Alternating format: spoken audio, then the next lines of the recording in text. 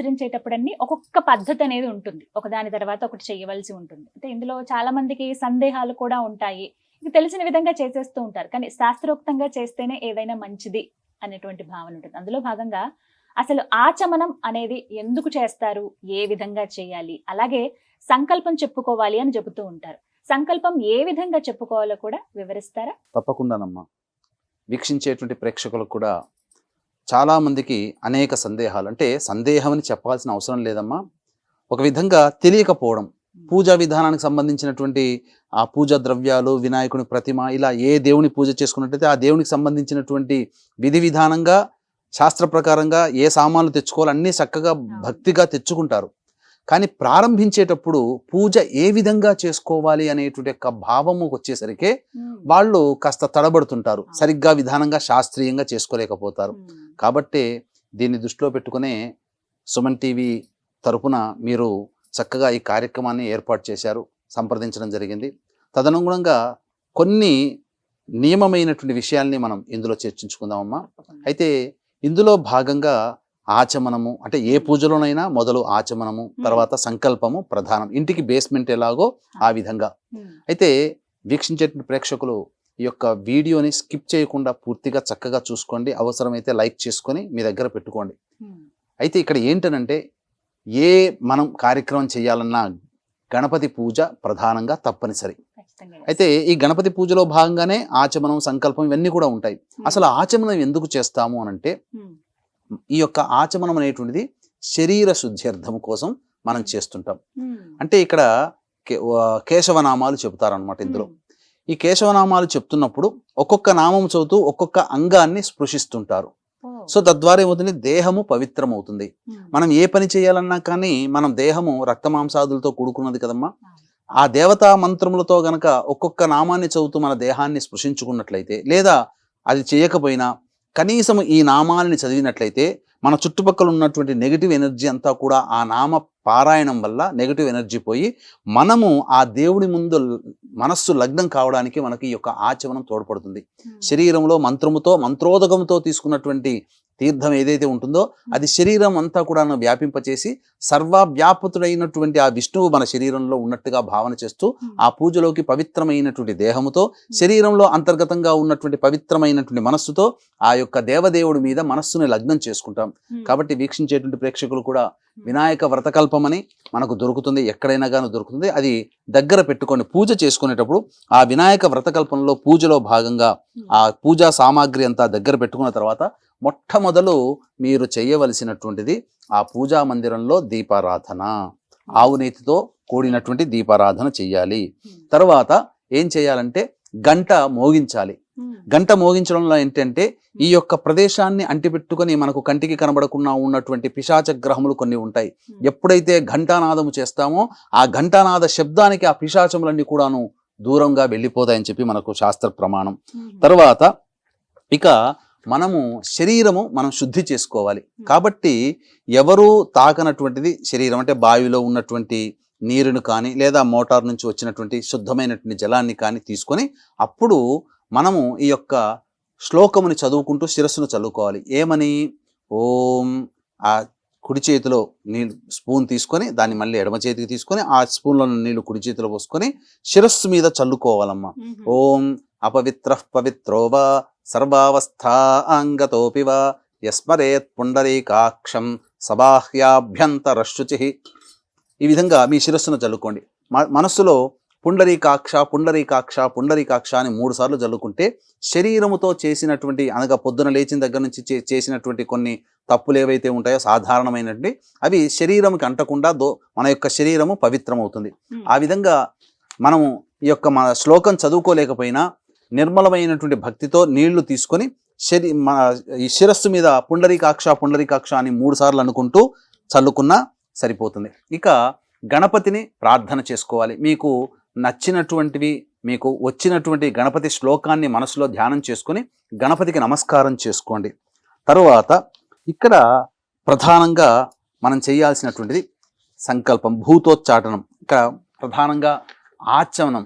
కాబట్టి ఈ యొక్క ఆచమనంలో చేయవలసినటువంటిది మీరు పంచపాత్ర దగ్గర పెట్టుకోవాలి. కనీసము గ్లాసు, ఉద్ధరిణి, పళ్ళెము ఒకటి, తర్వాత కలశం ఒకటి. చాలా మంది చేసే తప్పు ఏంటంటే గ్లాసు ఉద్ధరణితోనే ఆచమనం చేస్తారు, అదే గ్లాసు ఉద్ధరణి మళ్ళీ కలశ పూజ చేస్తారు. ఎందుకనంటే ఒకసారి ఆచమనం చేశామంటే ఆ గ్లాసు ఉద్ధరణిలో ఆచమనం చేస్తే ఆ గ్లాసులో ఉన్నటువంటి నీరు మనకు మళ్ళీ మిగతా దేవతా పూజలకి పనికిరాదు, మనం ఆచమనం చేయడానికి మాత్రమే ఉపయోగపడుతుంది. అందుకనే విడిగా కలశంలో నీళ్లు పెట్టుకొని ఉంచుకోమన్నారు. ఎందుకంటే కలశ పూజ చేసినప్పుడు ఆ కలశంలో ఉన్నటువంటి నీటితోనే దేవతా ఉపచారములన్నీ కూడాను చేయాలి. కాబట్టి గ్లాసు ఉద్ధరిని తీసుకొని ఆ యొక్క గ్లాసులో ఉన్నటువంటి నీటిని మీరు సేవనం చేయండి. అనగా ఇక్కడ చేయాల్సినటువంటిది, ఇక్కడ గమనించాల్సిన అంశం ఏంటంటే యజ్ఞోపవీత ధారణ ఉన్నటువంటి వ్యక్తులు అనగా మగవారు ఆచమనం చేసేటప్పుడు స్వాహా నామములు 3 సార్లు చెప్పుకోవాలి. ఇక స్త్రీలు కానీ యజ్ఞోపవీత ధారణ లేని వాళ్ళు ఎవరైనా కానీ ఇప్పుడు ఆ యొక్క నామములు ఓం, యజ్ఞోపవీత ధారణ ఉన్న మగవాళ్ళైతే ఓం కేశవాయ స్వాహ, ఓం నారాయణాయ స్వాహ, ఓం మాధవాయ స్వాహ. స్పీడ్గా ఉండకూడదు. ఆ యొక్క నామం తీసుకొని ఒకసారి మనం నీటిని తీసుకున్న తర్వాత అది మన శరీరంలోకి వెళ్ళిపోయిన తర్వాత రెండో నామం చదువుకోవాలి. అలా స్లోగా చేసుకోవాలి. స్త్రీలు అయితే యజ్ఞోపవీత ధారణ లేని వాళ్ళు స్త్రీలు ఓం కేశవాయ నమః, ఓం నారాయణాయ నమః, ఓం మాధవాయ నమః అంటూ చెప్పుకోవాలి. ఆ తర్వాత తదనంతరం కేశవనామాలు చెప్పుకోవాలి. ఓం విష్ణవే నమః, ఓం మధుసూదనాయ నమః, ఓం త్రివిక్రమాయ నమః, ఓం వామనాయ నమః, ఓం శ్రీధరాయ నమః, ఓం హృషికేశాయ నమః, ఓం పద్మనాభాయ నమః, ఓం దామోదరాయ నమః, ఓం సంకర్షణాయ నమః, ఓం వాసుదేవాయ నమః, ఓం ప్రద్యుమ్నాయ నమః, ఓం అనిరుద్ధాయ నమః, ఓం పురుషోత్తమాయ నమః, ఓం అధోక్షజాయ నమః, ఓం నారసింహాయ నమః, ఓం అచ్యుతాయ నమః, ఓం జనార్దనాయ నమః, ఓం ఉపేంద్రాయ నమః, ఓం హరయే నమః, ఓం శ్రీకృష్ణాయ నమః, ఓం శ్రీకృష్ణ పరబ్రహ్మణే నమో నమః అనేటువంటి యొక్క నామాల్ని మనం చేసుకోవాలి. తర్వాత భూతోచ్చాటనం చేయాలి. భూతోచ్చాటనం చేసేటప్పుడు మనము చెప్పవలసినటువంటి శ్లోకం ఏంటంటే, మనము అక్షితలు తీసుకుంటామా, మీరు అక్షితలు తీసుకొని ఈ యొక్క ముక్కు దగ్గర వాసన చూసినట్టుగా ఉండి ఈ యొక్క భూతోచ్చాటనంలో ఓం ఉత్తిష్టంతు భూత విశాచాః ఏతే భూమి భారకాః ఏతేషామ విరోధేన బ్రహ్మకర్మ సమారభేత్ అంటూ ఆ యొక్క వాసన, అక్షితల వాసన చూసి ఎడమ వైపున వేసుకోవాలి. పురుషుడు చేస్తున్నట్టయితే పక్కన భార్య ఉంటుంది కాబట్టి భార్యకి మొత్తం కూడా ఎడమ వైపున ఆ యొక్క అక్షితలు వేయాలి. అంటే ఈ భూతోచ్చాటనం అంటే ఈ యొక్క ప్రదేశాన్ని ఆవహించుకొని కొన్ని పిశాచ గణములు అనేటువంటి ఉంటాయి. ఈ భూతోచ్చాటన ఎప్పుడైతే మనం ఈ యొక్క శ్లోకంతో చేసి అక్షితలు వెనక్కి వేస్తామో మనకు వెనక నుంచి అయినా కానీ ముందర నుంచి అయినా కానీ కీడు తలపెట్టేటువంటి అనగా విఘ్నములు కలగజేసేటువంటి స్థితిలో ఏ యొక్క పిశాచ గణములు కూడా మన దగ్గరికి ఉండవని మనకు శాస్త్రం. ఇక తరువాత ప్రాణాయామం చెయ్యాలి. ప్రాణాయామం చేసేటప్పుడు ఈ యొక్క ప్రాణాయామ మంత్రం ఉంటుంది, చూసుకోవచ్చు. ఓం భూ, ఇలా మనకు మొదలుగా ఎడమ వైపు నుంచి గాలి పీల్చుకొని కుడి నాసికాన్ని మూసుకొని ఈ విధంగా మనకు ఎంత శక్తి మేర వస్తే అంత శక్తి మేర మనము ఆ యొక్క గాలిని పీల్చుకొని అక్కడ కుంభింప చేయాలి. చేసుకున్న తర్వాత అప్పుడు ఈ శ్లోకం ఓం భూ, ఓం భువః, ఓం సువః, ఓం మహః, ఓం జనః, ఓం తపః, ఓం సత్యం, ఓం తత్సవితుర్వరేణ్యం భర్గో దేవస్య ధీమహి ధియో యో నః ప్రచోదయాత్ ఓమాపో జ్యోతిరసోమృతం బ్రహ్మభూర్భువస్సు వరోం అనుకుంటూ ఆ యొక్క మనం ఎడమ నాసిక నుంచి పీల్చుకున్నాం కదా, అప్పుడు కుడి నాసిక నుంచి మెల్లగా వదలాలి. మళ్ళీ తర్వాత మళ్ళీ ఎడమ నాసికను మూసివేసి కుడి నాసికతో మళ్ళీ గాలి పీల్చి మళ్ళీ ఇదే విధంగా చేసి మళ్ళీ ఈ యొక్క ఎడమ నాసికతో గాలిని వదలాలి. ఈ విధంగా చేసినట్లయితే శరీరములో దేవతాశక్తి ప్రవేశం చేసి మనస్సు నిర్మలమైపోయి స్వస్థత చేకూరుతుంది. దైవం మీద లగ్నం చేయడానికి మనస్సు శరీరము ఏకమై దైవం మీద లగ్నం చేయడానికి మనకు ఆధారభూతమవుతుంది. ఇక ప్రధానంగా ఇప్పుడు చెప్పుకోదగినటువంటిది సంకల్పం అమ్మ. ఈ సంకల్పమే ప్రధానం. ఇంటికి బేస్మెంట్ ఎలాగో సంకల్పం అటువంటిది. ఈ సంకల్పంలోనే మనము సంబోధింపజేసే మన సంకల్పం ఏదైతే ఉంటుందో, మన జీవితంలో భవిష్యత్తులో ఎలా ఉండాలి, మన కోరిక ఏంటో తెలియచేసేటువంటి ఈ యొక్క మెసెంజర్ లాంటిది ఈ యొక్క సంకల్పం అనేటువంటిది. భగవంతునికి తెలియచేసే మెసెంజర్ లాంటిదే ఈ యొక్క సంకల్పం అంటే మన కోరికను. అప్పుడు కోరికను చెప్పుకునేటప్పుడు ఈ యొక్క సంబంధించినటువంటి తిథివార నక్షత్ర యోగ కరణాలకు సంబంధించినటువంటివన్నీ కూడాను ఆ సంకల్పంలో వస్తాయి. కాబట్టి ఇక్కడ ఏం చెప్పుకోవాలంటే ఓం మమ అనుకోవాలి అందరూ కూడా.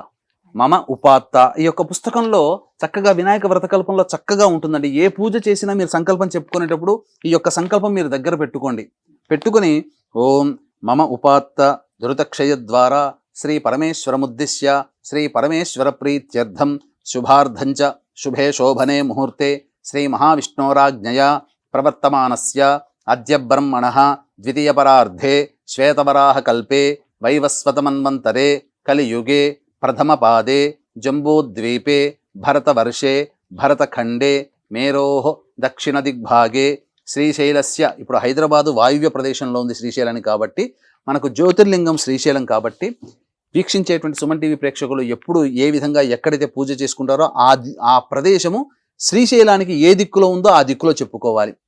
గుంటూరు విజయవాడ వాళ్ళైతే శ్రీశైలస్య ఈశాన్య ప్రదేశే అని చెప్పుకుంటారు. ఇక్కడ హైదరాబాద్ కాబట్టి శ్రీశైలస్య వాయువ్య ప్రదేశే.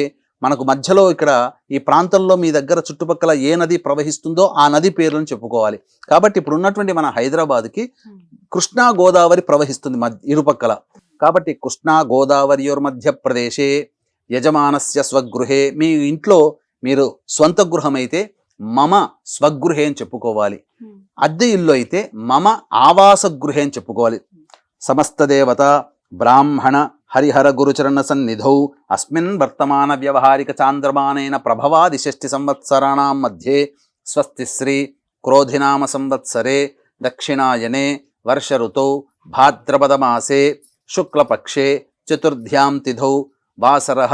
ఈ రోజున మందవాసరము కాబట్టి అనగా శనివారం కాబట్టి స్థిరవాసరే లేదా మందవాసరే. స్థిరవాసరే శుభయోగే శుభకరణ ఏవంగుణ విశేషణ విశిష్టాయాం శుభతిథౌ మమ అని చెప్పుకొని తర్వాత ఈ మమ తర్వాత మీ గోత్రం చెప్పుకోవాలి. మీ గోత్రం చెప్పుకొని తర్వాత భర్త అయితే తన పేరు చెప్పుకొని తన భార్య పేరు కూడా చెప్పుకోవాలి. తదనంతరం పిల్లల పేర్లు చెప్పుకోవాలి.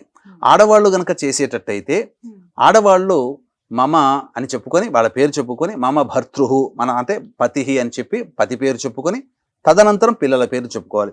చెప్పుకున్న తర్వాత అప్పుడు అస్మాకం సహకుటుంబానాం క్షేమ స్థైర్య ధైర్య విజయ అభయ ఆయు ఆరోగ్య ఐశ్వర్య అభివృద్ధ్యర్థం మమ కాయిక వాచిక మానసిక సాంసర్గిక చతుర్విధ పాతక దురితక్షయ ద్వారా ధర్మ అర్ధ కామ్య మోక్ష చతుర్విధ ఫల పురుషార్థ సిద్ధ్యర్థం ఇష్టకామ్యార్థ సిద్ధ్యర్థం మనోవాంఛా ఫల సిద్ధ్యర్థం సమస్త దురితోపశాంత్యర్థం సమస్త మంగళ అవాప్త్యర్థం వర్షే వర్షే ప్రయుక్త వరసిద్ధి వినాయక చతుర్థి ముద్దిశ్య శ్రీ వరసిద్ధి వినాయక దేవతా ప్రీత్యర్థం కల్పోక్త ప్రకారేణ యావచ్చక్తి ధ్యాన ఆవాహనాది షోడశోపచార పూజాంకరిష్యే అని చెప్పి సంకల్పం చెప్పుకోవాలి.